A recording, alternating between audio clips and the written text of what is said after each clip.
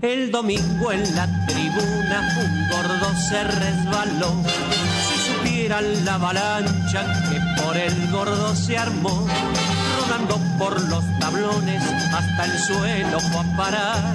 Mientras todos los muchachos se pusieron a gritar: deben ser los gorilas, deben ser, que andarán por allí. Deben ser los gorilas, deben ser, que andarán por aquí. Deben ser los gorilas, deben ser, que andarán por allí. Deben ser los gorilas, deben ser, que andarán por aquí. Bueno, ¿cómo están ustedes? Estamos aquí en el aire con nuestra emisión número 421 en este programa que se llama Anochece en Buenos Aires, que no es poco, para que la radio comunique y la memoria sea un ejercicio. Mi nombre es Martín Álvarez Pereira y bueno, y trataremos de hacer un programa lo más llevadero posible. Bien, les cuento que hoy en la segunda parte de nuestro programa vamos a tener realmente unos invitados muy particulares. Vamos a hacer un programa privilegiado. ¿Por qué? Porque vamos a recibir al director y parte del elenco de la puesta teatral que se llama La Pulpera de Santa Lucía, personaje mítico de la historia de la ciudad de Buenos Aires, Alberto Sobelet, que van a estar acá y vamos a estar charlando sobre la obra en sí, que me invitaron a ir a verla hace unos días atrás. Excelente puesta en escena, excelente guión, muy buena actuación de parte de los actores, una dicción sin errores. Hecha con economía de recursos, porque evidentemente el teatro independiente en este momento no cuenta con el apoyo que siempre tuvo o supo tener de parte del Estado. Me eximo de mayores comentarios al respecto, pero también muy buena iluminación, buen sonido, en fin. Y además te cuento lo siguiente: ya te cuento que estamos sorteando 2 entradas para ir a ver La Pulpera de Santa Lucía. Tengo entendido que es el próximo domingo. Así que te podés comunicar con nosotros al 11 26 99 95 74 para participar de este sorteo. Así que por un lado eso, y si nos estás escuchando directamente por YouTube, no te olvides de ponernos un like en el programa, porque eso realmente nos favorece, nos empodera como medio de difusión. Así que bien, aquí estamos y vamos a dar inicio concretamente a el programa. Buah. Poneme la foto que te mandé, por favor, Guillermito, para ilustrar el inicio. Ahí está la foto. Empezamos por Gaza. Realmente lo que está pasando en Gaza ya está llegando a niveles realmente terribles, de crueldad, de inhumanidad y de cinismo y de hipocresía, como muy pocas veces se ha visto en lo que va en el transcurso de este siglo XXI que estamos viviendo. Lo que estás viendo ahí es una foto donde hay un camión que está abarrotado de palestinos que están muertos de hambre. Estos camiones llevan, dentro de determinados lapsos que se llaman pausas humanitarias, en donde el ejército israelí permite, sobre todo a través del paso o de la frontera de Rafah, que la franja de Gaza tiene con Egipto, pasen algunos de los centenares de camiones que están demorados desde hace días, cargados con suministros de ayuda humanitaria. Y cuando digo ayuda humanitaria, estoy hablando de agua potable, estoy hablando de alimentos, estoy hablando de medicamentos, estoy hablando de implementos que hacen, por ejemplo, a los insumos para repartir en los puestos sanitarios y en los hospitales, ¿verdad? En este sentido, diversas ONG señalaron esta semana que el hambre amenaza con borrar generaciones de gazatíes y aseguraron que todos los niños actualmente malnutridos morirán a menos que haya una intervención inminente para revertir la crisis. Y cuando hablamos de número, te hablo de que por lo menos 500.000 personas, 500.000 seres humanos en este momento están en una situación de hambruna total. Estas 500.000 individuos, estas 500.000 personas que tienen cuerpo y alma, representan un cuarto de la población que habita en la franja de Gaza. Para que te des una idea de la dimensión del tema de lo que estamos hablando. La ONU se fundamenta en los informes o los datos que le hace llegar la clasificación integrada de las fases de la seguridad alimentaria, cuyas siglas es IPC, que está reconocida por la ONU y por diversas organizaciones humanitarias por la seriedad de los estudios y de los informes que difunden. Tras 22 meses de guerra, con más de 60.000 muertos palestinos, estos son cifras, digamos, oficiales, pero pueden duplicarse por ahí. Este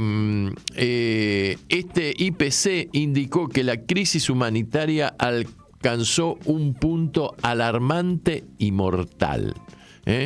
Como te dije, 500.000 personas están en condiciones cercanas a la hambruna, mientras que el resto de la población gazatí enfrenta niveles extremos de inseguridad alimentaria, informó por otro lado la UNICEF. Lo cierto es que Israel, desde hace unos días, estableció un sistema, como te dije, de pausas humanitarias y permite dentro de esas pausas el envío de ayuda aérea, que en realidad sirve para muy poco, porque sigue siendo insuficiente, dado que según la UNICEF por lo menos deberían ingresar a la franja 500 camiones diarios, con la ayuda humanitaria. Las principales agencias humanitarias en el mundo solicitan una inundación inmediata de ayuda alimentaria en Gaza, porque el tiempo se agota y el enclave está al borde de una hambruna masiva. Mirá, para que te des una idea, en este momento el 95% de la población palestina de Gaza se está hidratando con agua contaminada. Cuando te digo agua contaminada, es agua que proviene del mar sin potabilizar y agua por la cual tienen que caminar kilómetros y kilómetros con unos bidones de plástico para cargar por ahí 5 o 6 litros de agua, cuando lo mínimo que recomienda la ONU que tiene que ingerir un ser humano para no deshidratarse son 15 litros de agua por día, lo mínimo. Y en este momento en Gaza es verano, o sea que hace un calor impresionante. Los niños están totalmente deshidratados. Los trabajadores humanitarios que trabajan en Gaza dicen que si no hay un alto el fuego real, que sea real y total, es imposible seguir brindando una asistencia adecuada. ¿Sabes por qué?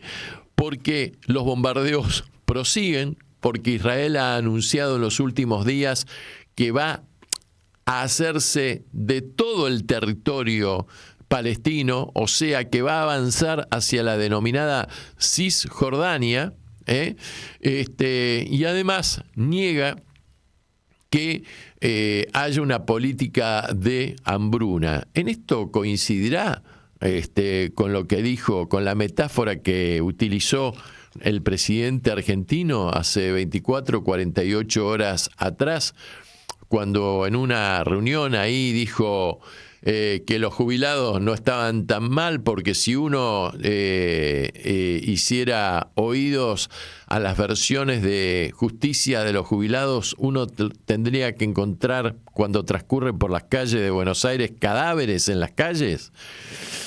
Bueno, en fin.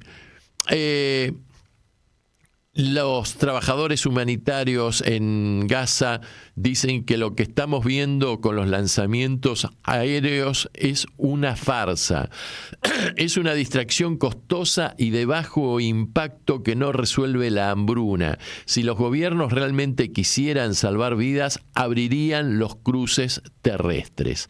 Bueno, como si todo esto fuese poco, esto también está llegando a un límite en donde está provocando una seria fractura dentro de la sociedad civil israelí, porque esta semana 5 rectores de distintas universidades israelíes le elevaron una nota al señor Netanyahu, diciendo que la sociedad civil israelí se ha vuelto una sociedad insensible frente a los palestinos, que esto es un plan planificado, valga la redundancia, desde hace años y que se está cometiendo un genocidio y un holocausto con respecto a la población gazatí.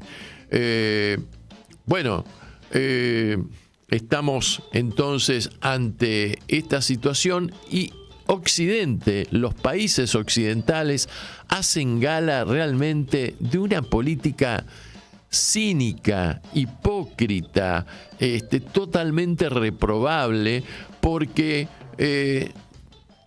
han empezado a declarar, sí, nosotros queremos si Israel sigue empecinado en masacrar a los palestinos, vamos a reconocer a los palestinos, vamos a reconocer un Estado palestino. La verdad que esto lo tendrían que haber hecho hace décadas, desde la época de los tratados de Oslo, suscriptos en Suecia, cuando gobernaba el primer ministro sueco Olof Palme. ¿Y sabés cuándo lo van a terminar reconociendo el Estado palestino? Cuando de los 2,5 millones de palestinos queden, 100.000. Entonces ahí van a reconocer el Estado palestino, que va a ser un Estado débil, un Estado indefenso, un Estado por la galería, nada más.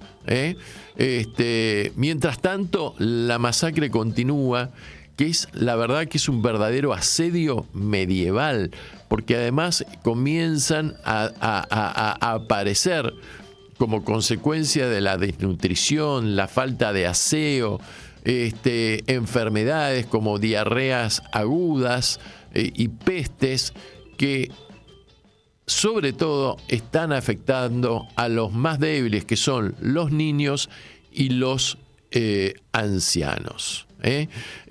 Así que eso por un lado. Y por el otro lado, yo no sé, cada vez que aparece Hamas, yo veo que le es funcionalmente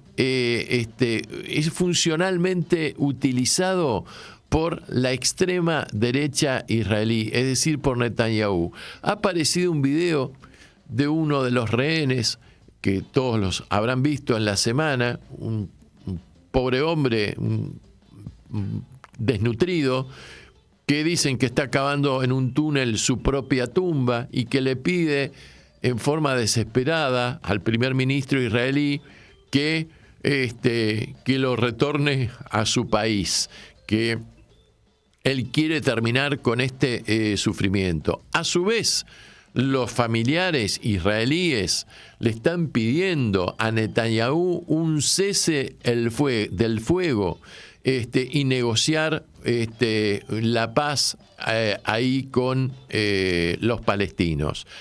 Netanyahu está empecinado en destruir a Hamas y no ceja en su expansión territorial, mientras también enfrenta problemas internos bastante graves en el sentido de que ha convocado a los judíos religiosos, a los judíos ortodoxos, a que integren las Fuerzas Armadas,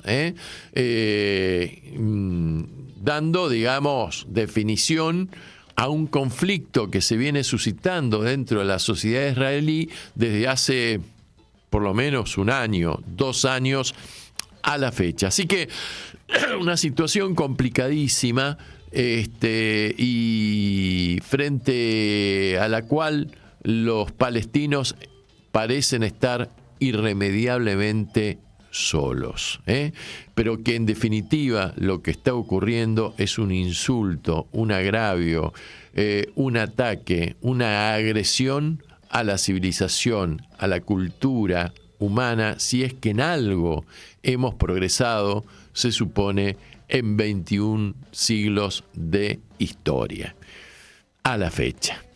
Bien, en el otro conflicto que hay en el mundo, que es la guerra entre rusos y ucranianos, Trump le mandó a Putin un ultimátum que parece que vence mañana, para poner fin a la guerra. Y en alguna que otra bravuconada le había manifestado al presidente Zelensky, el presidente de Ucrania,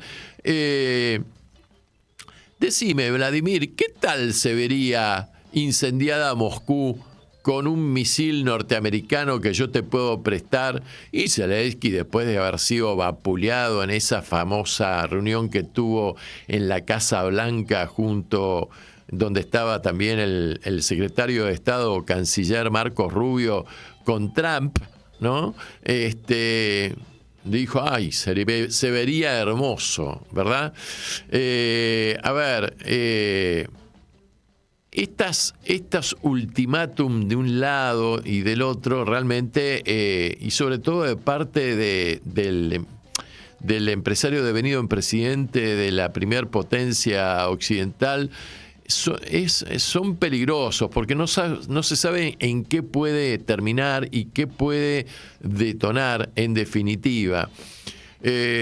Putin recibió en los últimos días a un emisario mandado por Trump, que se trasladó hasta Moscú, lo recibió en el Kremlin y por supuesto para la foto sonriendo se dieron la mano y después declararon que había sido beneficiosa la reunión, etcétera, etcétera. Pero lo cierto es que en el campo de batalla los rusos siguen avanzando, los ucranianos no los pueden frenar, van avanzando, tomando pequeñas poblaciones, y lo cierto es que los misiles Patriot, que la OTAN le está suministrando al ejército ucraniano, no parecen ser muy efectivos para detectar a los drones que están utilizando los rusos, porque esta también es una guerra sumamente tecnológica.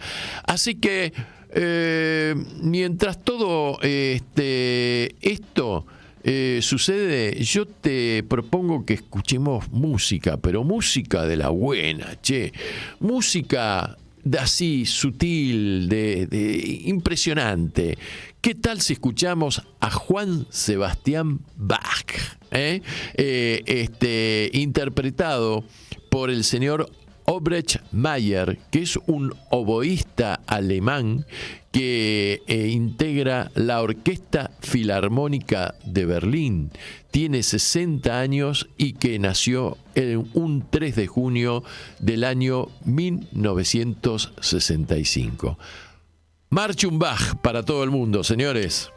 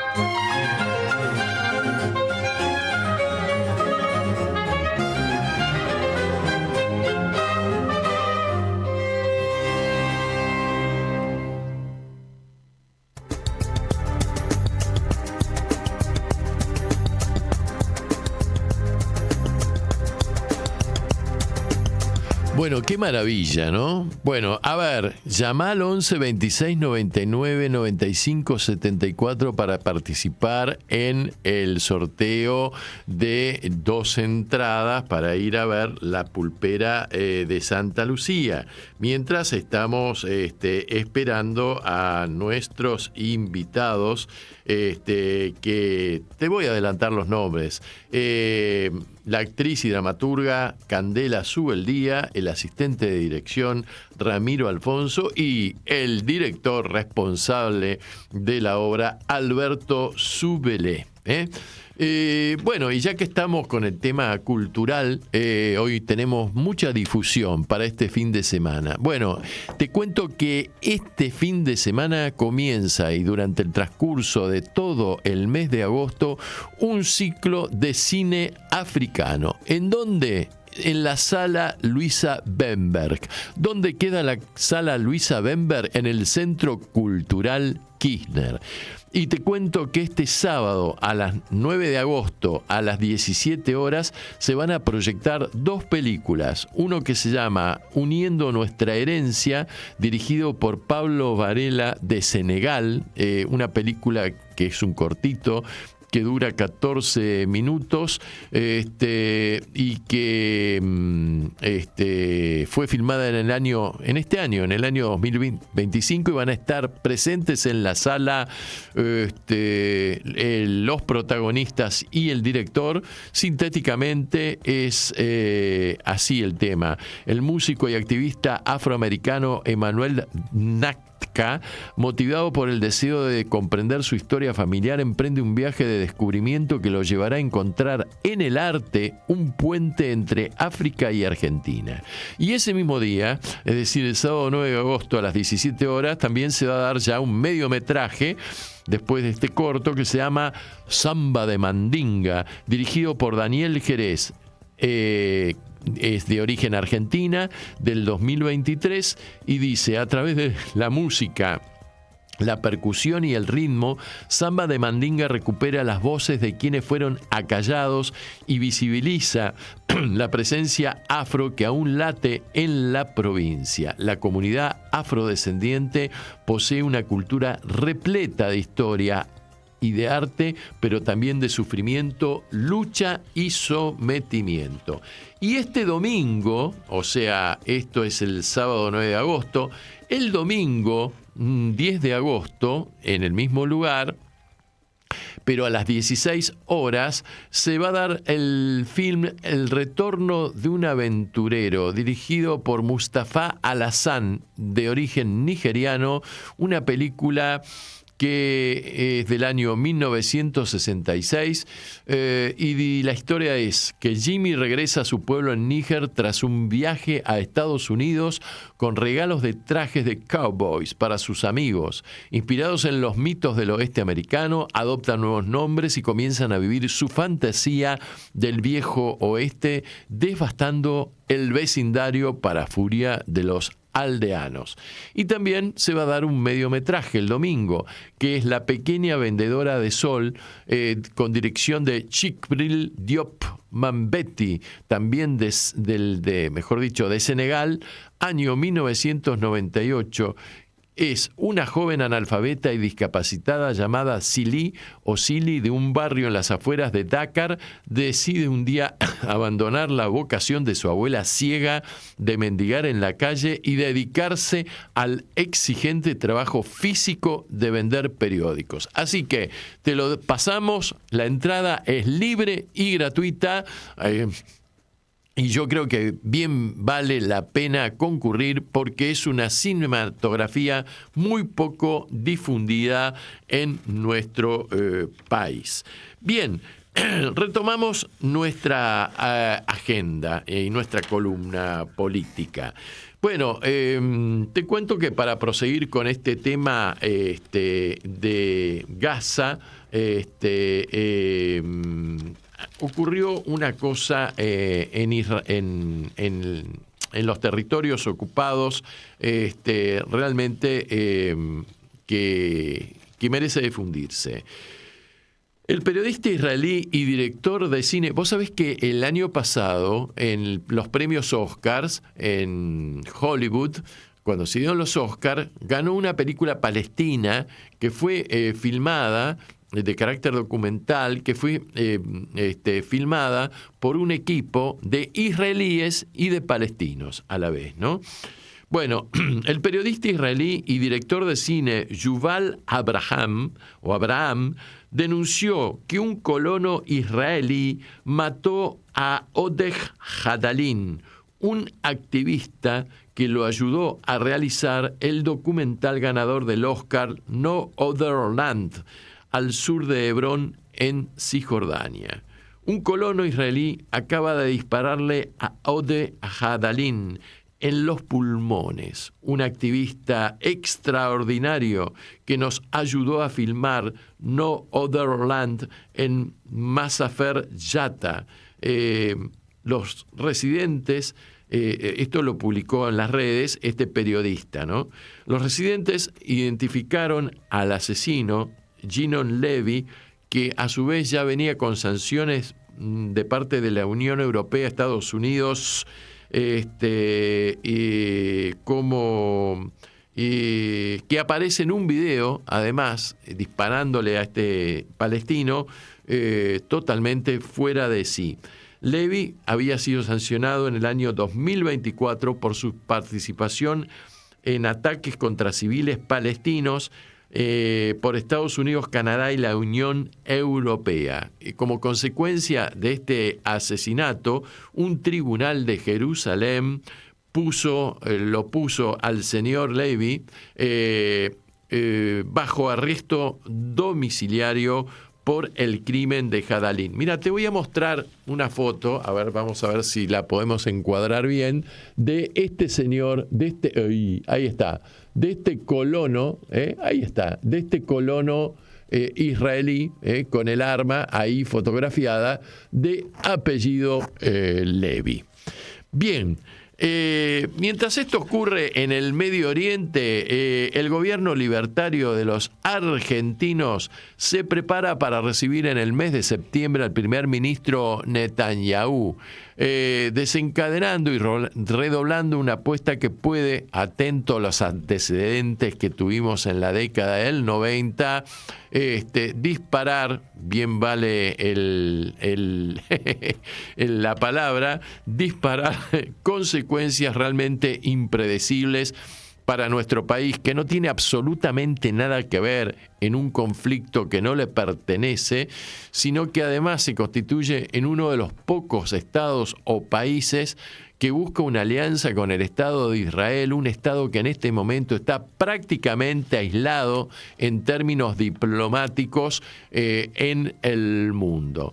No obstante lo cual, parece haber un triángulo acá, como el triángulo de hierro, que decide los asuntos domésticos de los argentinos, constituido por Estados Unidos, Israel y Argentina.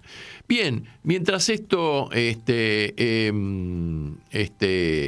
va a ocurrir en el mes de septiembre, recibimos la semana pasada la visita de la bellísima secretaria de Seguridad Nacional de los Estados Unidos, la señora o señorita Kristi Noem, que estuvo cabalgando ahí, creo que por el hípico, mostrando sus condiciones de amazona, y que es quien ha sido designada como persona de confianza de Donald Trump para echar a los inmigrantes del territorio norteamericano.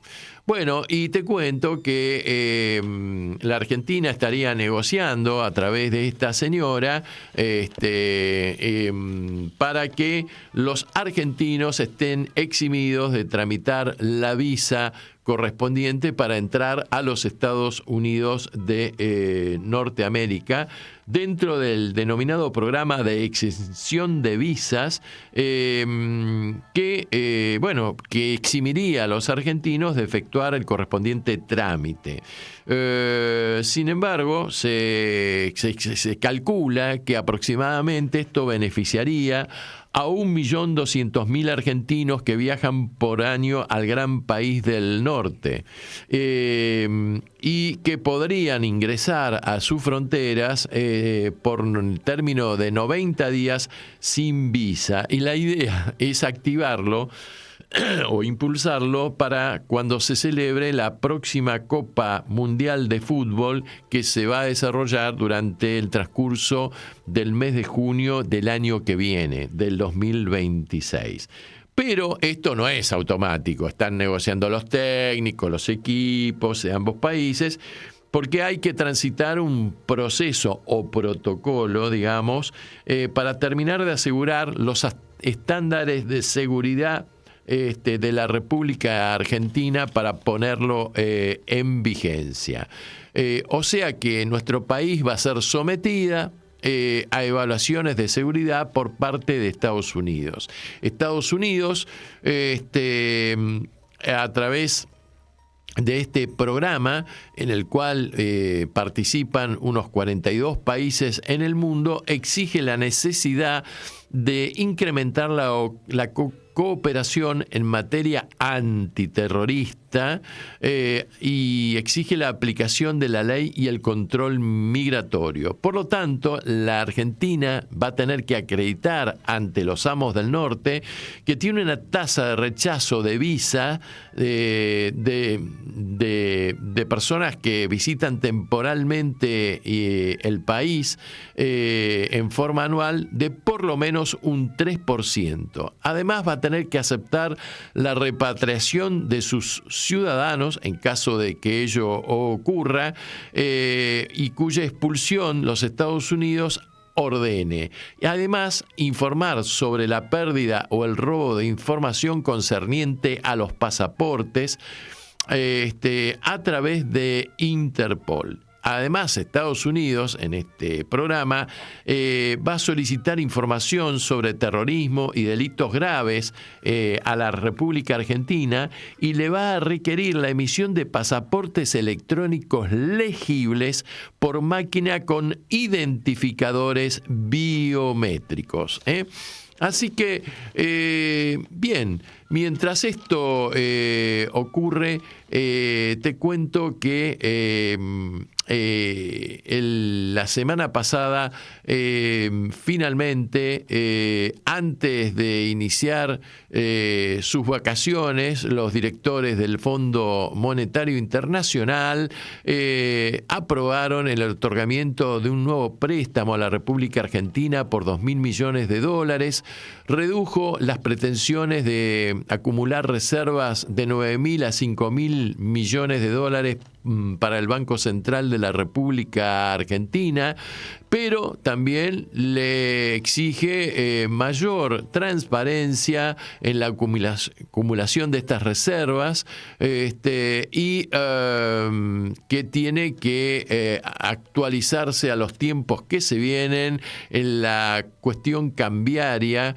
entre el dólar y el peso argentino. Mientras tanto, el señor Caputo, me refiero al Toto Caputo, nuestro ministro de Economía, que en un discurso dado esta semana ve comunistas por todas partes, elevó la tasa de interés al 65% para evitar que los 3.000 billones de pesos que no fueron renegociados a 15 días al 65% de interés por parte de los bancos, no vayan al dólar, que tampoco aflojó el dólar y cuya nueva cotización está empezando a impactar en los precios de la canasta de los argentinos. Bien, mientras esto ocurre, te propongo ir a escuchar a los Babasónicos. Mirá, de Bach pasamos a otro, empieza con BA también. De Bach a los Babasónicos en este tema que se llama De Eléctrico. Que no es poco. Para que la radio comunique y la memoria sea un ejercicio.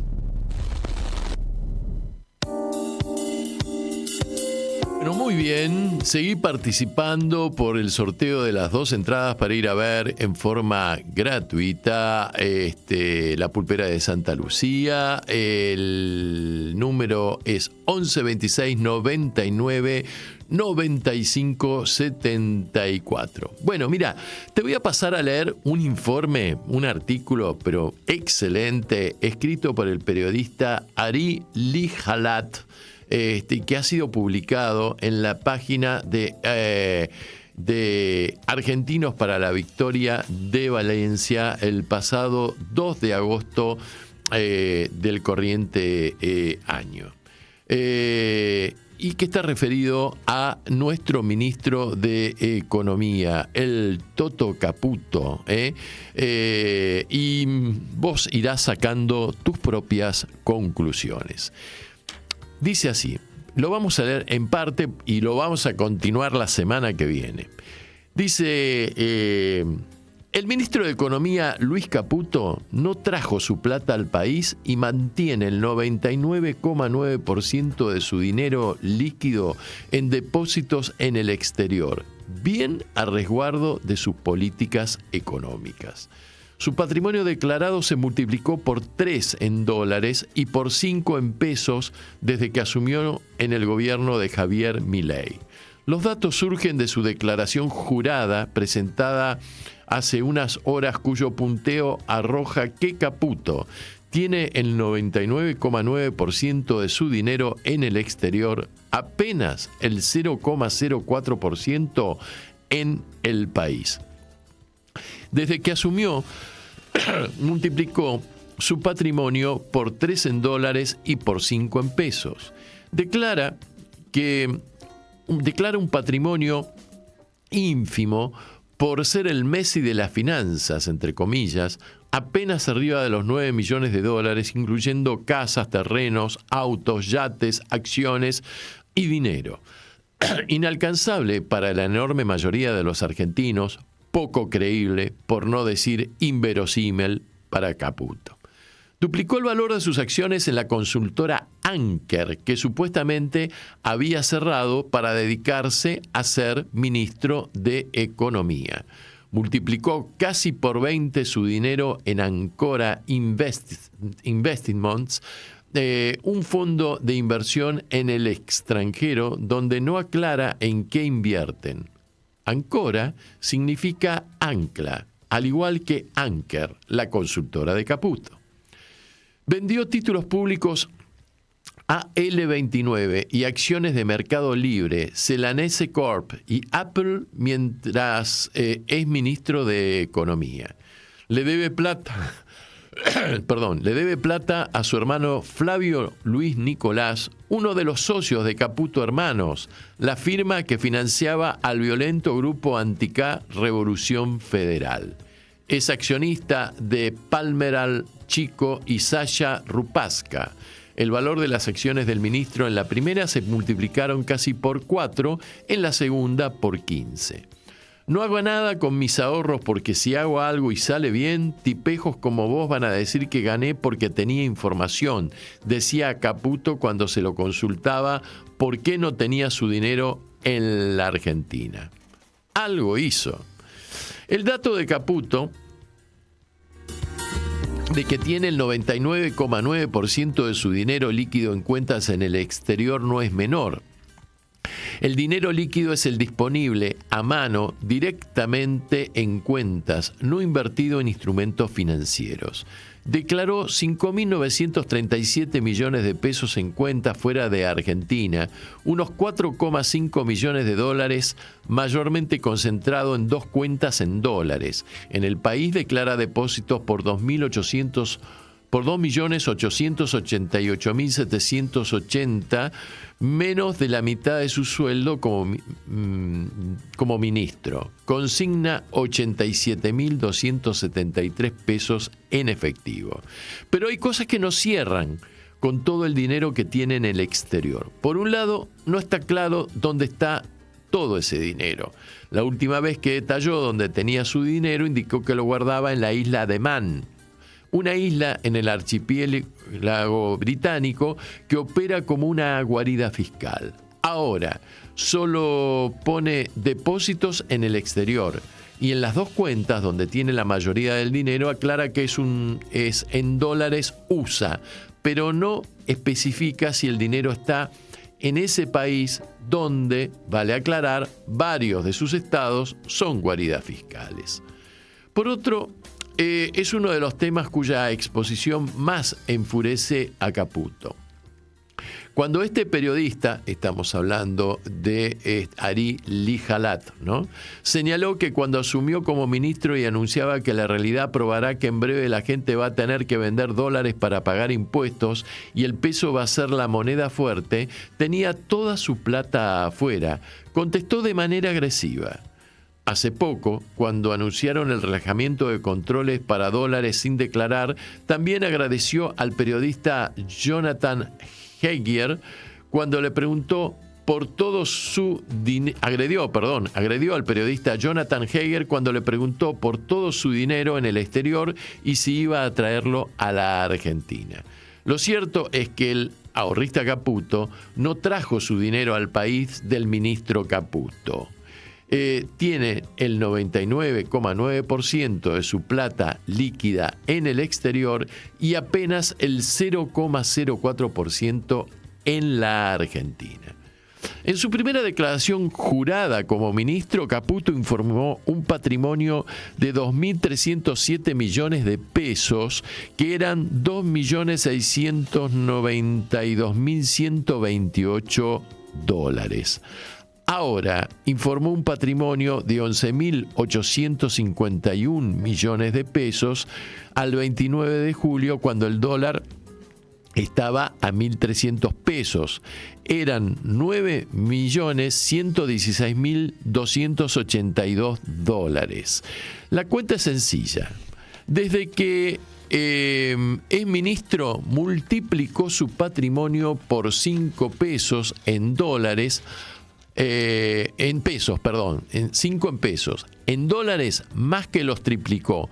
Lo que sería la Argentina si las finanzas del país vivieran lo mismo que las finanzas personales de su ministro de Economía, sostiene el periodista. Todo esto con una salvedad no menor. Es poco verosímil que Caputo, el Messi de las finanzas,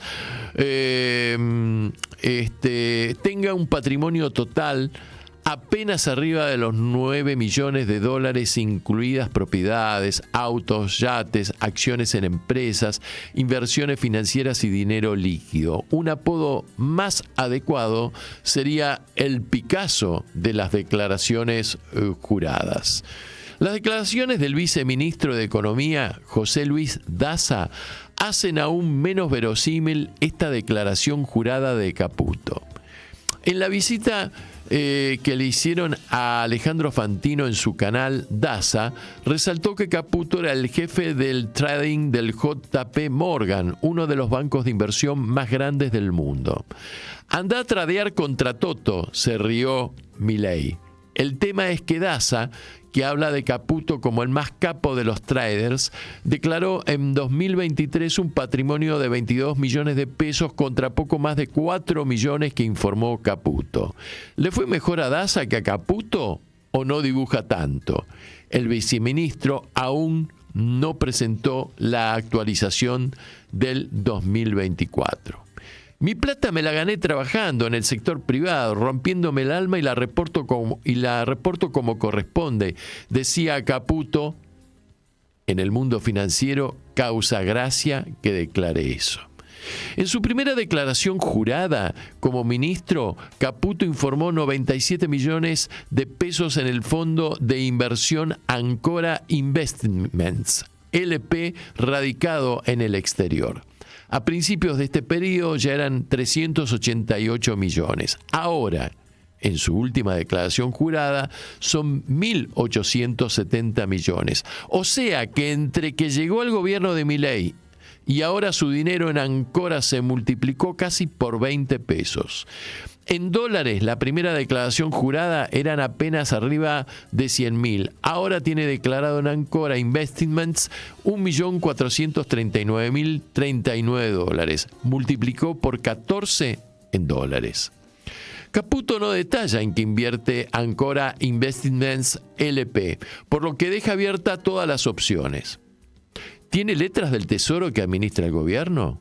¿Compró pedazos del juicio por la reestatización de YPF? Todo es posible y la desinformación junto al personaje abonan las hipótesis más rentables. La consultora Anker, Áncora significa ancla, al igual que Anker, la consultora de Caputo. Y la consultora Anker es la base del equipo económico de Caputo. Su socio Santiago Ausili desembarcó en el Banco Central y varios de sus empleados ocupan puestos importantes en el Ministerio de Economía. La importancia de la consultora es tal que a los dibujos contables que hacen con las finanzas públicas le llaman punto Anker. El ministro Caputo dijo que cerró Anker en diciembre del 2023 antes de asumir. Emitieron un comunicado que decía: esta oportunidad representa un nuevo capítulo y compromiso con el servicio público con el que sentimos la obligación de no pasar por alto y que la firma cesará la prestación de servicios como consultora en el ámbito macroeconómico y financiero a partir del 30 de noviembre del 2023. Lo cierto es que lo último que figura en el boletín oficial vinculado a Anker Latinoamericana es del 22 de febrero del año 2024, el día anterior a que Caputo presentara su primera declaración jurada. O sea que mientras fue ministro mantuvo su consultora activa y su cargo en esa empresa más de 2 meses. Consignaron una asamblea de socios del 30 de noviembre del 2023, pero rubricaron ante escribana el día antes de presentar su declaración jurada. Allí dice que Caputo y Bausili renunciaron a sus cargos en el directorio de Anker y fueron reemplazados por Flavio Luis Nicolás Caputo, hermano del ministro, y por Alexis Hoffman. Firman todo ante la escribana Inés Marcela Caputo. Ahora, ya con más de 1 año y medio en el gobierno, Caputo consigna el 50% de las acciones de Anker Latinoamericana por 58 millones de pesos. En su primera declaración jurada dijo que valían 21 millones. ¿Por qué las acciones de Anker más que duplicaron su valor mientras es ministro de Economía? Lo cierto es que al inicio del año declaró Caputo inversiones por 811.183 pesos en el título público AL29 y acciones de Mercado Libre, Apple y Celanese Corp. Ahora informa 0 en este ítem, lo que indica que desprendió todo, o se desprendió de todo. Lo interesante es que el título público AL29 tuvo un pico máximo de 97,990 pesos y luego bajó a 82 pesos que vale. El ministro de Economía no detalla cuándo tenía los AL29 ni cuándo los vendió. Sí lo hizo en el pico de su valor, hizo negocio. O sea, si lo hizo en el pico de su valor, hizo negocio. El ministro Caputo también declaró una deuda de 185 millones de pesos con Flavio Luis Nicolás Caputo.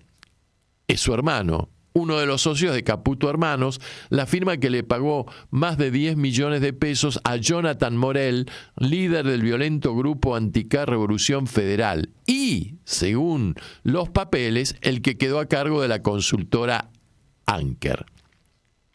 Caputo es accionista de Palmeral Chico, donde declara el 89% de las acciones por más de 1.000 millones de pesos. En su primera declaración jurada, esas acciones valían 392 millones, o sea que su valor casi se cuadruplicó.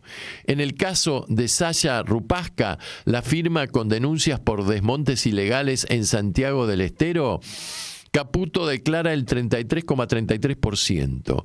Cuando llegó al gobierno, esas acciones estaban valuadas en 23 millones de pesos y ahora valen 358 millones. O sea, el valor se multiplicó por 15 durante su gestión como ministro.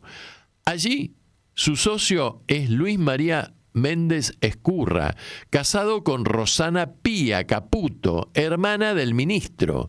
Esta es la hermana que vivía en Barrio Norte, pero contrató a una carpintería en Boulogne para que hiciera muebles para un edificio que sus otros hermanos construirán en Villa Anhelo, Neuquén, a más de 1000 kilómetros. La carpintería era la fachada de Jonathan Morel, el líder del violento grupo Anticar Revolución Federal, que no tenía ninguna experiencia en hacer muebles.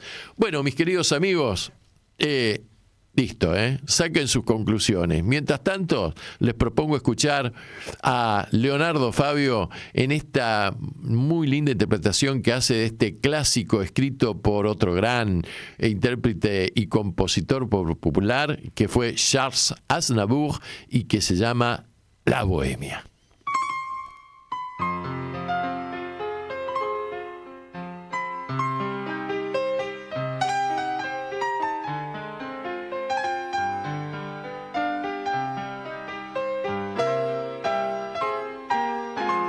Bohemia juvenil, alegre, loca y gris de un tiempo ya pasado, en donde en un desván, desnuda como el sol, posabas para mí y yo con devoción pintaba con pasión tu cuerpo fatigado hasta el amanecer, a veces sin comer y siempre sin dormir.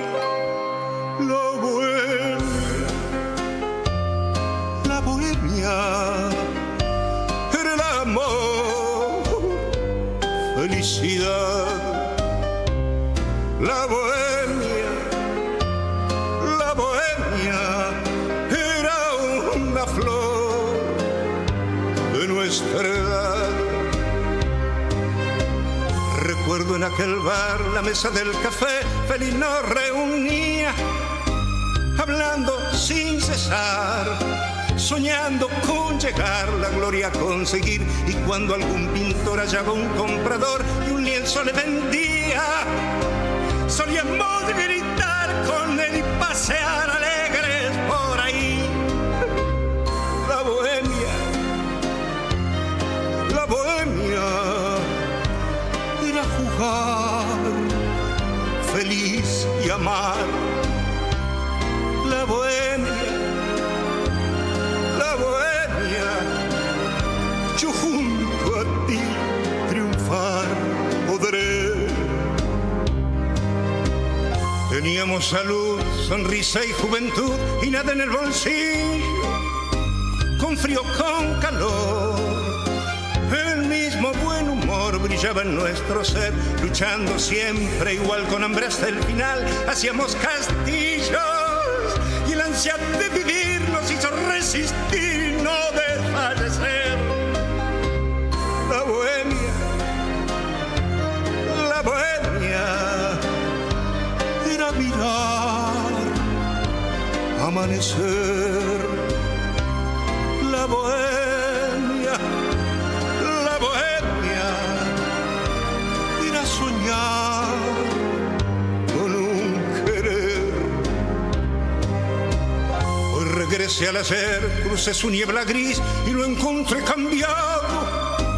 Las pibas ya no están, ni suben al desván, doradas de pasión, soñando como ayer rondé el cuartito aquel, mas ya lo han derrumbado y ocupa su lugar un frío y gran hotel que nos oculta el sol. La bohemia que yo viví, su luz perdió. La bohemia era una flor y al fin murió.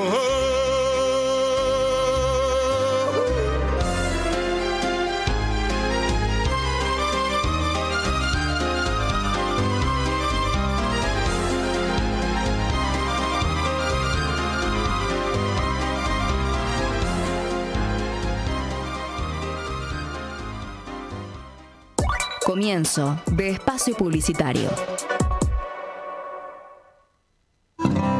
De chico supe que no era hijo biológico de quienes me criaron. Durante años no hice nada con eso. Ya de grande, Vanina, mi compañera, me dijo que podía ser hijo de desaparecidos. Pero algo me frenaba. La culpa, el miedo. Luego nacieron mis hijas y pensé que no podía dejarles algo como esto sin resolver.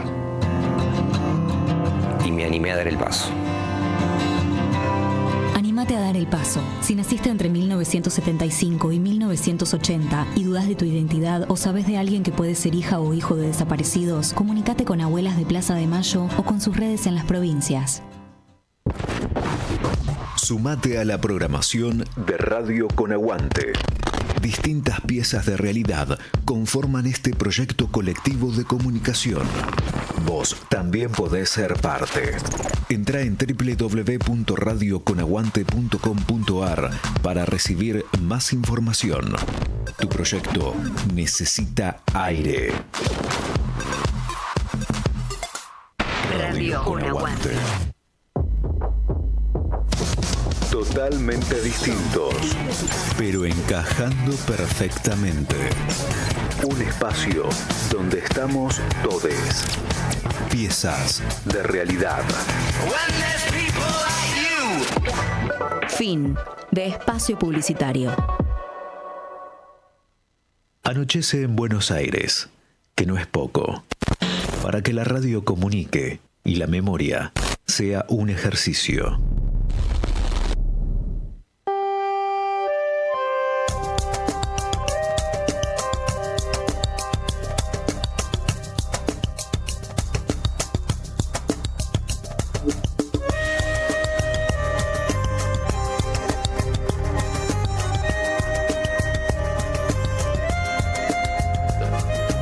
Bueno, acá estamos, dicho y hecho, bueno, aquí estamos con nuestros invitados en esta tarde tan pero tan especial en donde la vamos a dedicar al teatro, Al teatro, si querés comunicarte lo haces al 11 26 99 95 74, no solamente para participar del sorteo de las 2 entradas, creo que para este domingo, ¿no? Para este domingo. Sí. Bien, para este domingo. Si no, si también querés formular alguna pregunta o algo por el estilo, te has autorizado para hacerlo. Y aquí estamos con ellos. Y vamos a empezar por la dama.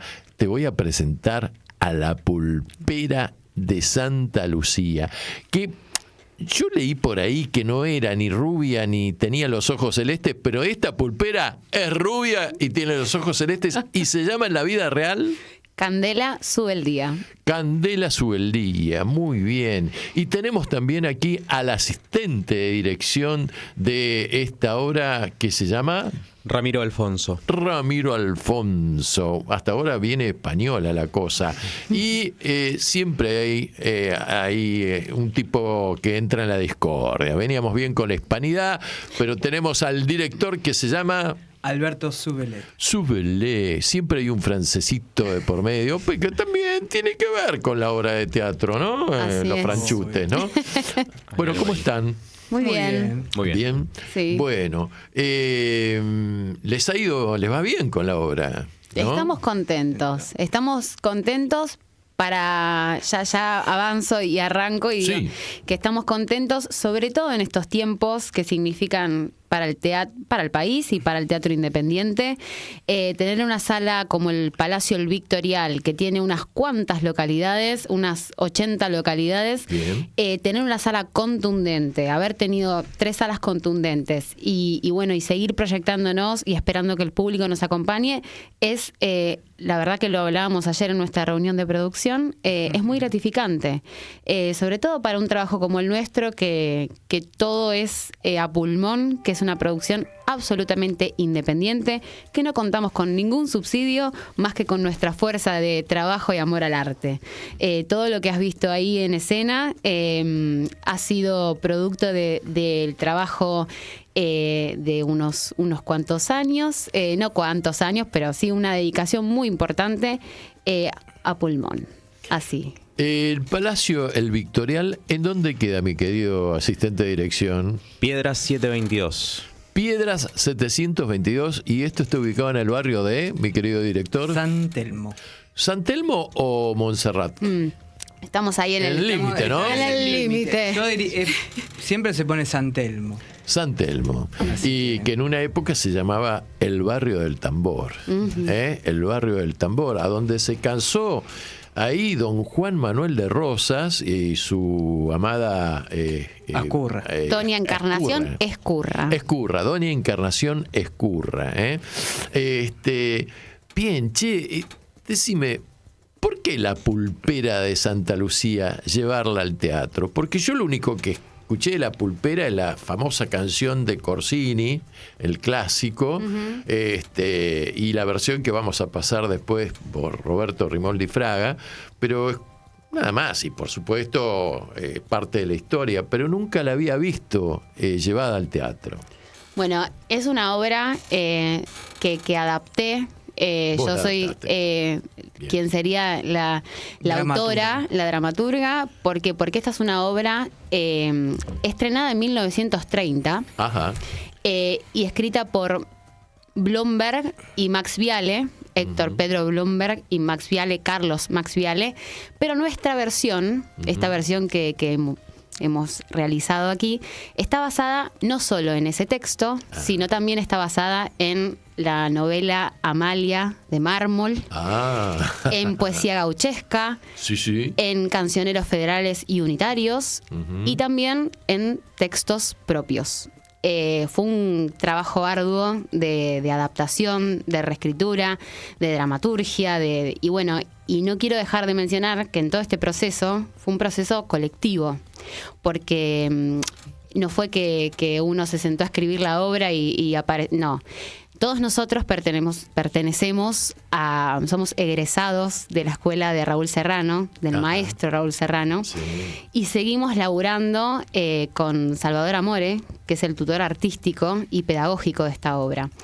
Y estábamos todos convocados en un equipo de trabajo que nos comulgaba a hacer cosas que nos despierten, ¿no? Que nos llamen la atención. Y bueno, Salvador, como gran maestro, nos ha metido ese bichito, ¿no? De la curiosidad y de traer algo que nos guste. Y leyendo un artículo periodístico, yo me encuentro con una foto que habrá sido, anda a saber, ¿no? Como es una leyenda, como hay tantas versiones, hay tantas fotos, tantos dibujos. Y me cautivó y empecé a investigar. Y primero me encontré con el vals, lo escuché mucho, dije, esto se lo compartí a Salvador. Salvador me dijo, está buenísimo, debe haber una obra teatral. Efectivamente, había una obra teatral.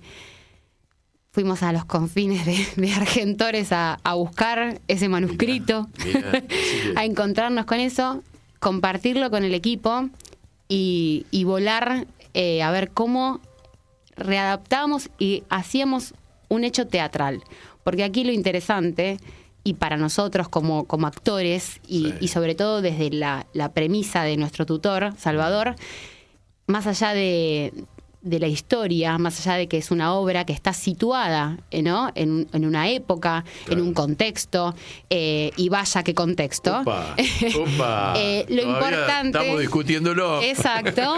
Lo importante para nosotros es lo que sucede en la escena, en el hecho teatral. Y toda la obra fue readaptada, escrita y pensada desde mi lugar y con nuestros compañeros para que suceda el hecho teatral, ¿no? Más allá de lo historiográfico, más allá de los hechos históricos, lo que nos importaba que suceda en el escenario.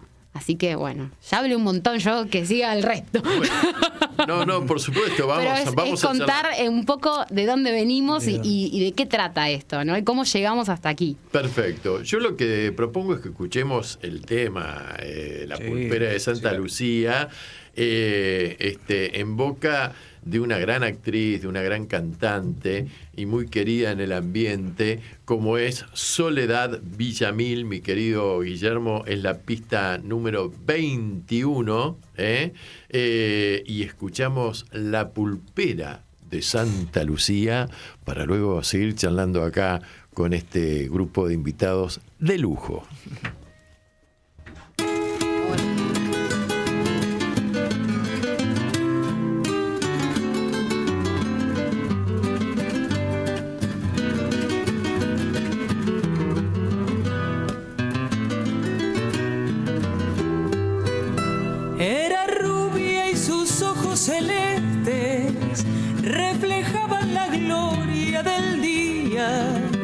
y cantaba como una calandria la pulpera de Santa Lucía. Era flor de la vieja parroquia, quien fue el gaucho que no la quería. Los soldados de 4 cuarteles suspiraban en la pulpería. Le cantó el payador mazorquero con un dulce gemir de vihuelas en la reja que olía a jazmines, en el patio que olía a diamelas. Con el alma te quiero, pulpera, y algún día tendrás que ser mía, mientras llenan las noches del barrio las guitarras de Santa Lucía.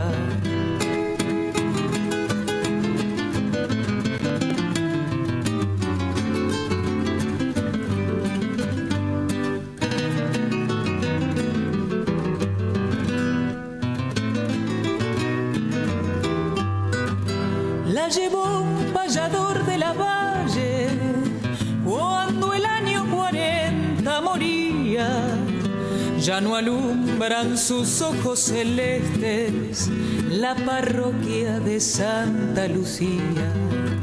No volvieron las tropas de Rosas a cantarle vidalas y cielos en la reja de la pulpería. Los jazmines lloraban de celos y volvió el payador mazorquero a cantar en el patio vacío la doliente y postrer serenata que llevabas el viento del río. ¿Dónde estás con tus ojos celestes, oh pulpera que no fuiste mía? Cómo lloran por ti las guitarras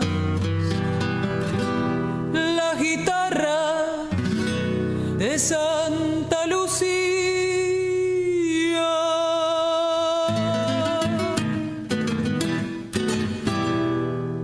Estás escuchando Anochece en Buenos Aires. Que no es poco.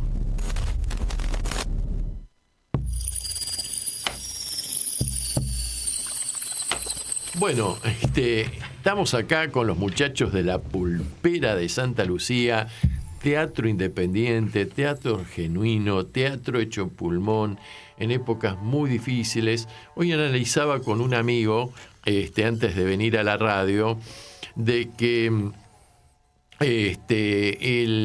este momento hay una gran actividad prolífica en el teatro y también en el cine independiente.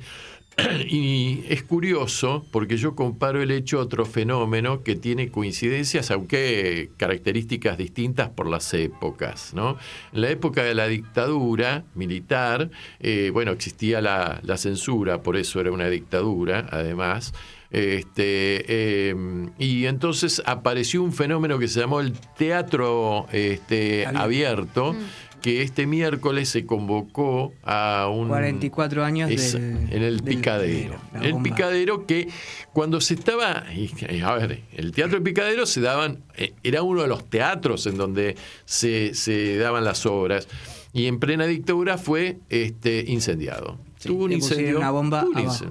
Puso una bomba abajo del escenario. Estas cosas que suceden en la Argentina, ¿no? Y ahora, en este momento, yo creo que se está dando esta actividad teatral en forma independiente como un hecho de resistencia cultural. Porque los pueblos no se suicidan.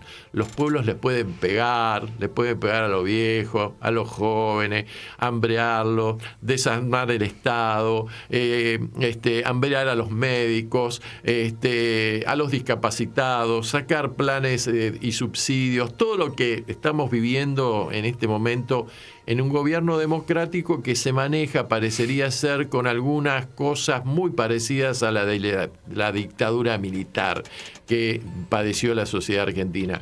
Y entonces yo creo que surge desde las entrañas del pueblo, ¿no? Esta como reacción, ¿no? como reacción de una identidad cultural, por ejemplo, el teatro, que además tiene una gran ventaja el teatro, que es ninguna función es igual a otra. No. Es el contacto directo. En el cine vos lo compaginás, lo editás, ¿viste? Pero el teatro salís al toro y ustedes deben seguramente notar que no todas las noches el público es igual, o que por ahí hay algunas cositas que vos mandás y que reaccionan una noche bien y otra con frialdad. En fin, bueno, acá estamos. Decime una cosa, ¿alguna vez te imaginaste, bien, porque sos muy joven, ¿alguna vez te imaginaste que ibas a dirigir La Pulpera de Santa Lucía, este tema? No, para nada. Porque a veces hay actores y directores que dicen, y a mí me gustaría alguna vez hacer Molière, hacer Shakespeare, ¿no? Hacer tal obra.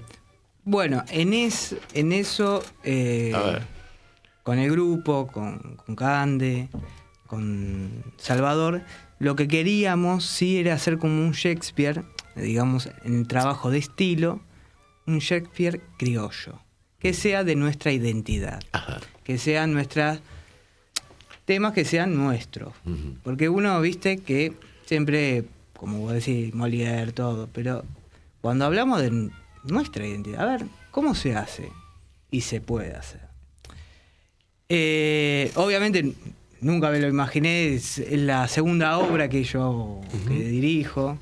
La segunda obra, sí. Mirá qué bien. Obviamente acompañado con Salvador Amore. Y con ellos estamos desde el 2023 creando y siguiendo trabajando incansablemente para que esto siga creciendo, La Pulpera, obviamente. Claro. Sí es... sí, como yo siempre pregono, es lo que a mí me gusta, las obras tienen que ser siempre basadas en la actuación. Puede estar la iluminación, puede estar esto, pero tienen que ser... La actuación es lo primordial. Más allá de la dirección, o sea, lo que hace vivir la obra de teatro es el actor. Es el que hace imaginar, es el que hace provocar una pregunta o provocarse preguntas, y eso lo hace el actor. Eso, aunque yo pueda dirigir, aunque sea otro, aunque sea cualquier director, siempre el actor es el que pone el hecho, el que hace el hecho y el que hace para que la gente esté. Después nosotros como organizamos la ceremonia. Claro. El director organiza la ceremonia. Obviamente la ceremonia no es que decir es dictatorial, siempre hay propuesta de todos lados. Y eso se va ordenando y eso va creando teatro. Ahora, por ejemplo, dijiste dictatorial, ¿no? Una vez yo escuché en un reportaje a Federico Fellini, que fue uno de los grandes directores de cine universal que hubo, que él sostenía que el director era como un dictador, cuando en cine, ¿no? Que era como un dictador y que, porque es complejo manejar un grupo, y los actores son personajes muy sensibles, vamos a decirlo así, ¿no? Entonces, la función del director es tratar, me parece, de compatibilizar esas sensibilidades, esas personalidades, para que todo rinda hacia un resultado de un producto exitoso, digamos. Pero por ahí en algún momento el director también tiene que decir, tac, sí, vos sos un director que marca línea, o sea, que marca al actor, o que le dejas libertad para que el tipo cree su personaje. Sí, el actor, yo también soy actor. Es muy personal esto, ¿eh? No, obvio, no. A ver, uno propone, tira líneas, pero el que se hace cargo de la propuesta es el actor. Lo que pasa es que en cine es el director, en teatro es el actor. Eso es así de base y siempre va a ser. Pero no, hay muchas cosas. Mirá, te digo, muchas veces yo estaba en el ensayo y estaba pensando, ¿qué se me ocurre?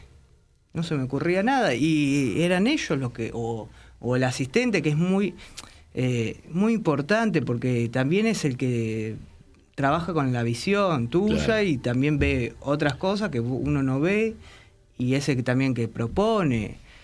En teatro, no, como yo digo, es el que organiza la ceremonia, que te dice sí, no, esto, va compaginando, y sí, las propuestas siempre, obviamente esto es trabajo. Sí, es mucho trabajo, hay mucha... trabajo. A ver, esto es trabajo, y eso siempre se van a tener, se hacen cargo, se adueñan los actores. Claro. El público en general no toma mucha conciencia del laburo que implica montar y sacar una obra, porque, a ver, cuando vos mostrás la obra, es como que te estás desnudando ante el público. Tanto el que actúa, que es el más expuesto, pero también el director, el asistente y todo el equipo, porque si salió bien, vos lo sentís que salió bien, estás contento, todos están contentos.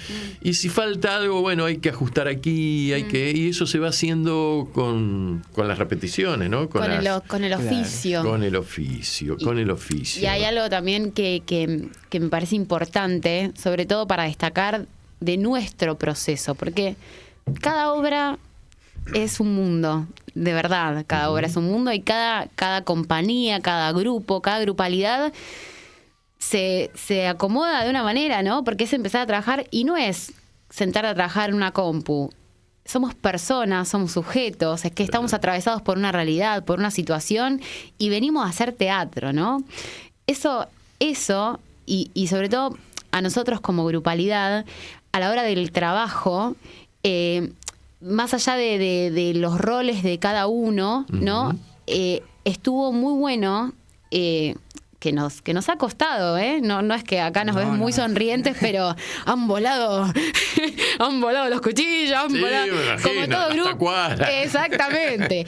Pero lo importante, y hoy con el diario del lunes, haber transcurrido todo este trabajo en equipo, hemos aprendido cada uno a asumir ese rol, seguimos aprendiéndolo, sobre todo por algo que dice Salvador, que lo nombramos mucho, pero que fue un poco quien nosotros estamos aquí y estamos haciendo esta obra también, digo, por esa semilla. Entonces, por lo que le debemos estas palabras, y nos ha formado a todos en el quehacer teatral. El quehacer teatral, ¿qué significa? Que acompañados, digo, Alberto desde sus primeros pasos en la dirección, que no era lo mismo la obra que ha dirigido antes, que era una obra que ya estaba escrita, que él la podía interpretar y hacer, que esta obra, que fue un proceso absolutamente diferente.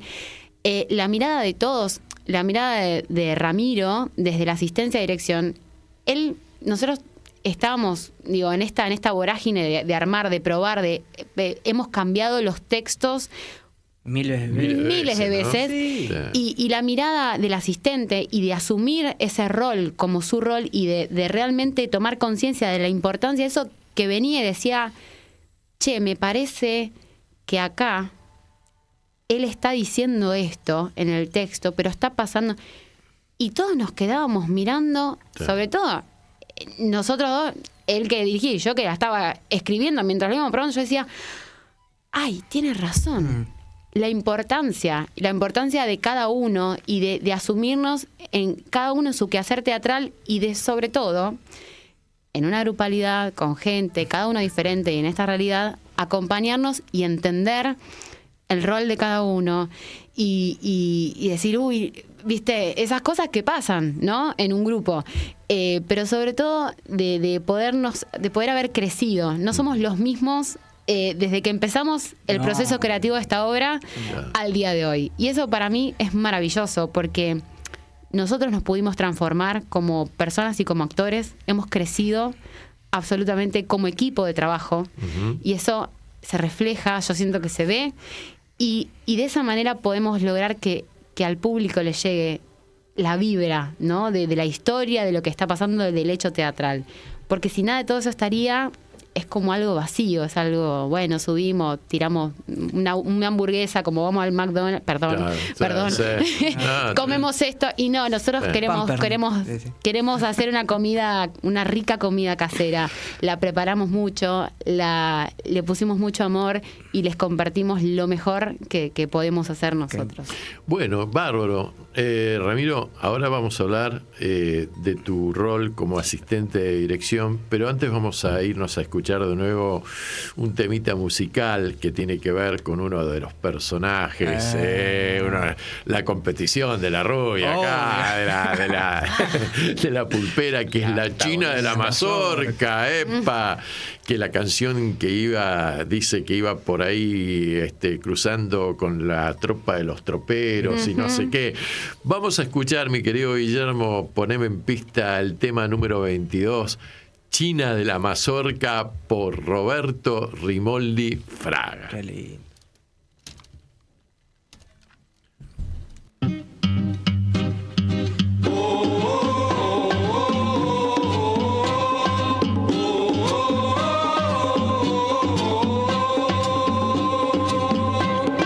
China de la Mazorca, todos te llaman restauradora, porque tú llevas prendida al pecho la flor de sangre de la divisa de Buenos Aires. Vivas rosas repetían en el barrio del Tambor los candombes federales y escuchabas este son. Oya, oya, guarengoya, guarengoya, oya, oya, oya, guarengoya, en el barrio del Tambor.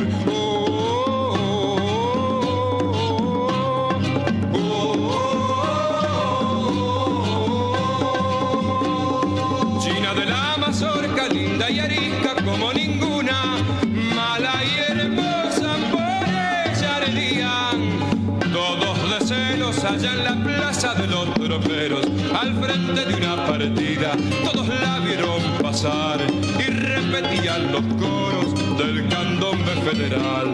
Oya, oya, guarengoya, guarengoya, oya, oya, guarengoya, en el barrio del Tambor, en el barrio del Tambor, en el barrio del Tambor.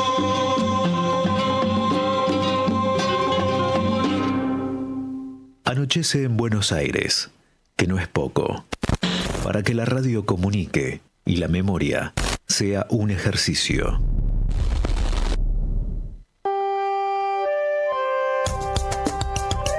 Candombeando, venimos candombeando acá, venimos con todo realmente. Bueno, decime, Ramiro, ¿qué función cumple un asistente de dirección? Es muy importante por lo que tengo entendido, pero es el menos, es el más oculto, ¿no? No se expone, aparece como asistente de dirección y uno dice, ¿quién será el asistente de dirección? Acá es Ramiro el asistente de dirección. Así es. ¿Qué función cumple? Bueno, yo tengo un poco la experiencia de hacer eso en cine. Ajá. Estoy estudiando en la Facultad de Arquitectura, Diseño y Urbanismo, acá en la UBA. Ajá.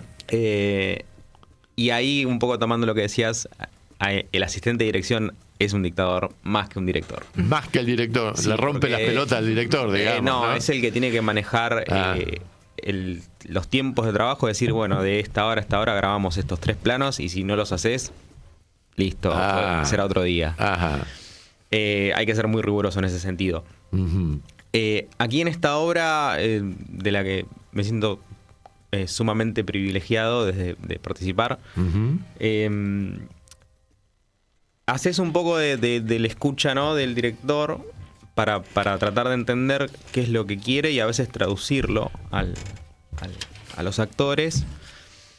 Y también a veces un poco esto ya es un poquito de quizá ego, pero tratas de poner, ¿no?, decir tu granito de arena, decir, esto que vos estás mostrando está bueno, pero ¿qué pasa si lo hacemos así?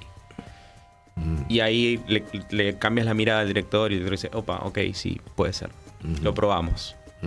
Cuando él me dice lo probamos, yo digo, ya estoy contento, porque sé que le gustó. Y a veces también con Cande lo que hago, como ya está en el rol de dramaturga, es repasar el texto una y otra vez y decir, ok, ¿y si esto lo sacamos? ¿Y si acá agregamos esto? ¿Y si acá en vez de decirlo de esta forma lo hice de esta otra? Y de esa forma logramos que el producto sea algo que realmente vale la pena ver.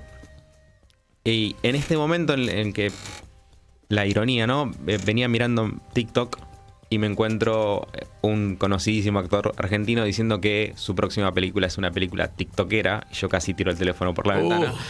¡Qué presentación, Dios mío! Claro, digo que nosotros, que somos en un promedio de edad de 30 años, que estemos dando esta lucha y que presentemos una obra de teatro que dura 90 minutos y que durante 90 minutos la gente se olvide del teléfono, se olvide de las redes.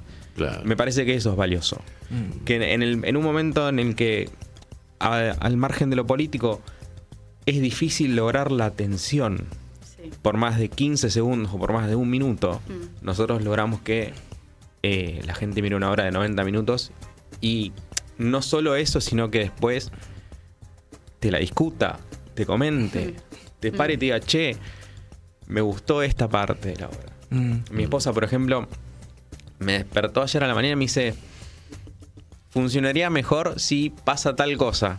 Y se fue a trabajar. Mirá vos. Y yo estaba yo me estaba despertando, sacándome las lágrimas. Me dijo algo de la obra. Claro. Después lo anoté, después se los voy a decir. Bien. Se lo discutí, ¿no? Mientras salía de la casa se lo discutí, pero... Mira vos, ¿hasta dónde llega? Generamos eso, claro. Generamos que...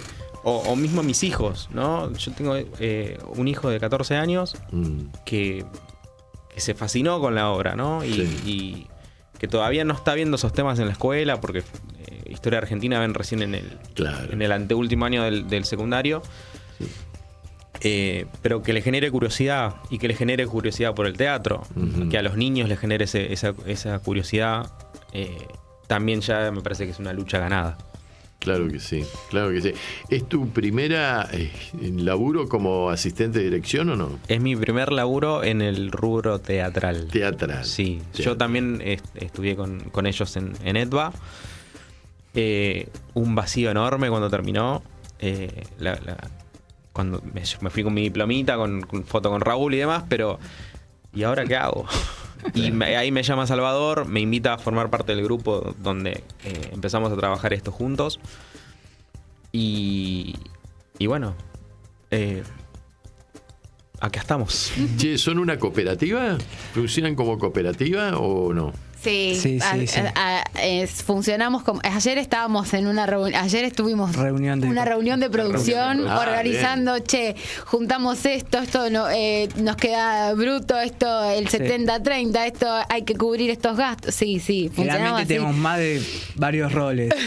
Claro. 2, 3, 4, depende en dónde nos pongamos ducho, ¿no? Exacto. Y justamente por eso quiero mencionar a cada uno de quienes formamos parte de este equipo. Sí, dale. Arrancando, bueno, por el elenco, Cecilia Bróndolo, Tiago López Escobar. Voy diciendo... Bróndolo, el personaje. La China. La China de la Mazorca. Sí. Una China que... Brava la China. Bueno, Eduardo Benítez. El coronel Moreira. El coronel. No sí leer. Me quedó esa. No sí leer. Me maté de risa cuando... Debo decirte que eso es un gran acierto de los compañeros, de los actores. Sí, lindo efecto ese. Sí, bueno, Lisandro Priori, Facundo Larrazábal. Facundo, el unitario. Es el unitario. Así es. Esos grasitas de los federales. Tiago López Escobar, Salvador Luna. Salvador, el otro, el mazorquero. El payador. El payador. Sí. Y quien les habla, Candela Subeldía, Dionisia Miranda, La Pulpera de Santa Lucía, Dionisia Miranda y pongo puntos suspensivos porque tienen que venir a ver la obra para ver qué pasa. No, tienen que ir a verla porque es realmente maravillosa. Decime... Perdón, puedo interrumpirte porque necesito mencionar al resto. Porque la música preciosa que escuchaste es que ha sido reversionada porque es en samba, la pulpera está en samba, la china de la mazorca también, y creaciones originales es de Daniel Espíndola, que le mandamos un gran beso. Alberto Soubelet en la dirección general, Ramiro Alfonso en la asistencia de dirección, Alexei Samek en la asistencia técnica y las luces, que hace brillar ese espacio. Muy buenas las luces, ¿eh? Hace brillar ese espacio, lo convierte en algo que nosotros no podíamos creer que eso se podría hacer. Bueno, en la realización del vestuario a Patricia Quiñones y Andrea Calderón, a la voz en off a Carlos Roberto Subeldía, a la tutoría artística y pedagógica a Salvador Amore. Bueno, creo que no me estoy olvidando de nadie, pero es muy importante. Las fotos. Ay, las fotos, gracias. Mira, hay unas fotos, la gráfica que a vos te cautivó. Sí. Esas fotos las ha sacado Julián de Martín, que también le mandamos un beso, y que también, si nos siguen en nuestro Instagram, @lapulpera.obra, ahí vamos subiendo un montón de material relacionado también a la obra y bueno, contando un poco de qué va y chusmeando ahí el detrás de escena y demás, que todo está hecho por nosotros y a pulmón. Espero no haberme olvidado de nadie. Y si no, tenés todavía unos 10 minutos antes de... Pero es importante, así como es muy importante para nosotros, y esto lo hemos aprendido también, escuchar del otro lado que quién hace cada cosa, porque como decimos, es todo trabajo independiente. No, la escenografía, los vestuarios, son todas cosas que hemos diseñado nosotros mismos, que la escenografía también hemos realizado nosotros, Alberto, el Coronel Moreira, Carlos en la voz en off, digo, todos hemos puesto nuestras manos, nuestros corazones y no solo nos subimos al escenario, sino que en el detrás estamos también ahí. Albert, decime, vos me comentabas así mientras pasábamos la música que esto originalmente es una obra de radioteatro. Sí.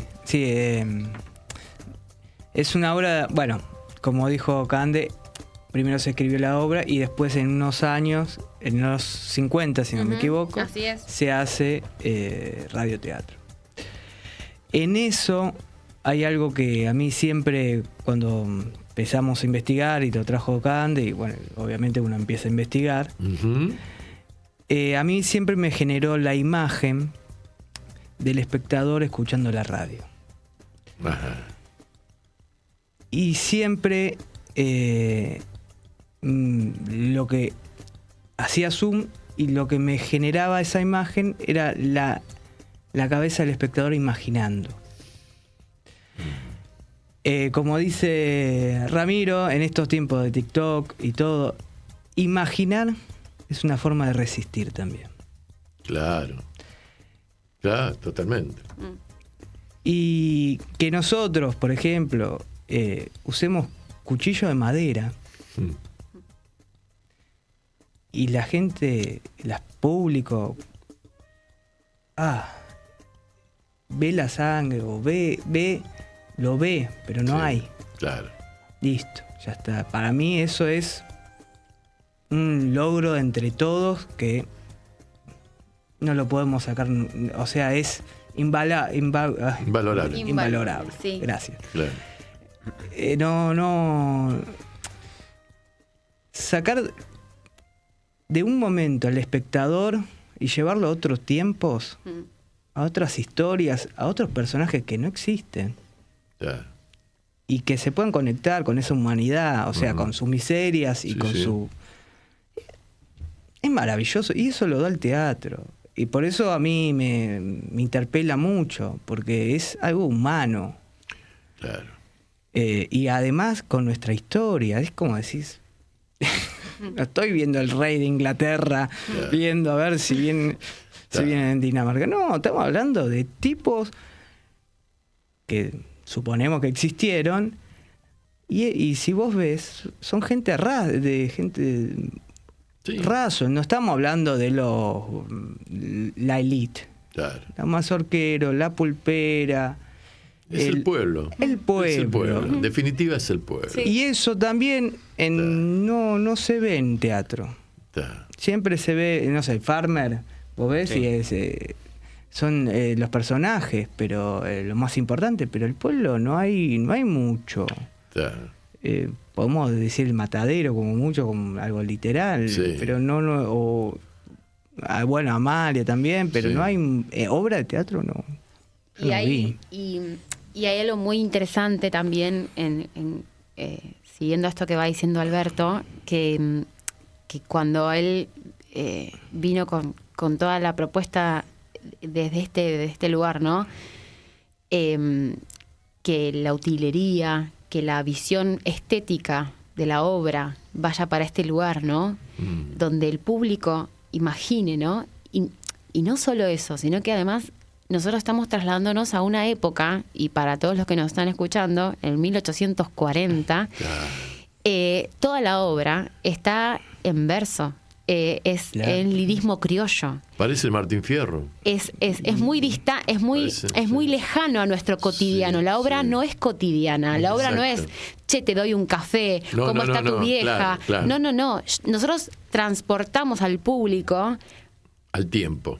En el tiempo, a esos tiempos, y ¿no? un estilo que no es fácil tampoco, y hace mucho que no se ve. Claro. Ese estilo. Y lograr eso, ¿no? Que esto, ¿no?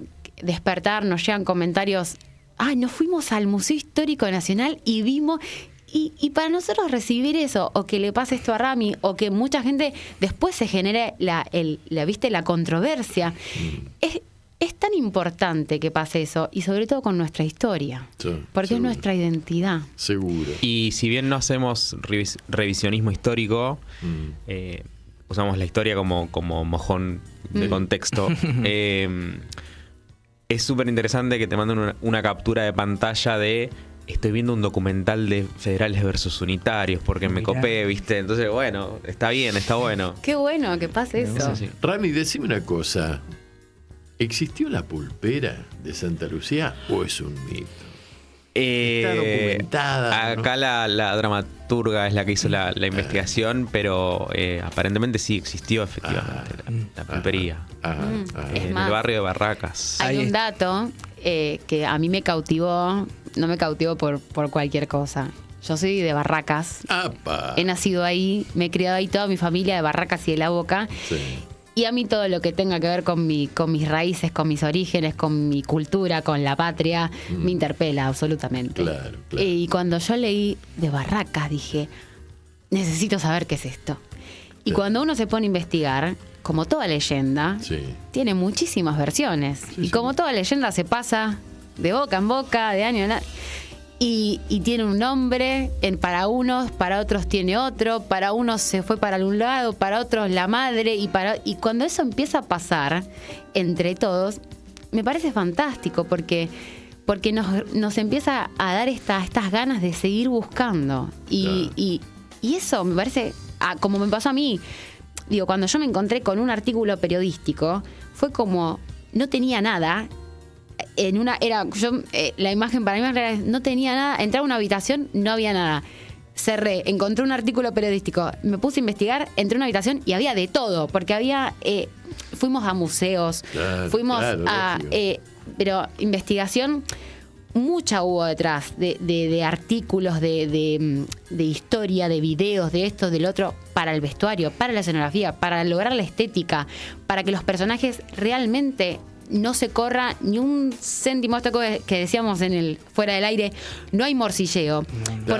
Porque si alguno se olvida la letra o pasa algo, tenemos tan incorporado desde dónde lo estamos diciendo, desde dónde es el verso, desde dónde se dice de cada personaje, que eso también fue un laburo de ponernos a investigar cómo se hablaba, o cómo nos llegó a nosotros también que eso era así. También. Porque como la historia nos ha sido contada, nos ha llegado de una manera, y también, bueno, pasan cosas cuando uno se encuentra con eso. Sí. Así que bueno, fue un arduo laburo de investigación y para mí, por supuesto que ha existido esa mujer. Bueno, bien. Señores, el tiempo es tirano. No sé si es federal o unitario, pero es tirano. Sí. Tenemos que entregárselo, sala, a nuestros compañeros que vienen atrás con un programón. Che, no se vayan del dial porque viene Paladar Negro, todo lo que tiene que ver con la cultura afrodescendiente en nuestro país, tan negada por otro lado, que tiene que ver con la China de la Amazonia, el candombe, los tambores. Claro, la pulpería y toda esta cosa del barrio del tambor, que es una época muy rica desde el punto de vista de nuestra cultura, negada por quienes, en fin, nos dieron una línea europeizante en nuestro país. Sí. Así que, chicos, yo les quería agradecer profundamente. Les vamos a mandar el video, que lo mando el sábado, bueno, el video. Después gracias. me dan sus contactos y siempre en público les pregunto si quieren incorporarse al grupo de oyentes de la radio. Por supuesto. Los incorporamos y interconectamos más asiduamente, digamos. Obviamente. Difundan el programa. Por supuesto. Y acuérdense, los oyentes, de que este domingo, ¿a qué hora? A las 19 horas. ¿En qué lugar? Palacio del Victorial, Piedra 722. ¿Se da qué obra? La Pulpera de Santa Lucía, leyenda sobre la dramática Buenos Aires de 1840. Mirá, toma mate, te lo dijo La Pulpera. ¡Apalala! Bueno, nosotros nos vamos entregando sala. Esto se llama Anochece en Buenos Aires, que no es poco, y nos vemos el próximo jueves. Los días empiezan a ser más largos. Y bueno, y nos vamos, porque acá Guillermo me hace el circulito y ¡chau! Nos fuimos. ¡Chau, chau, chau, chau, chau!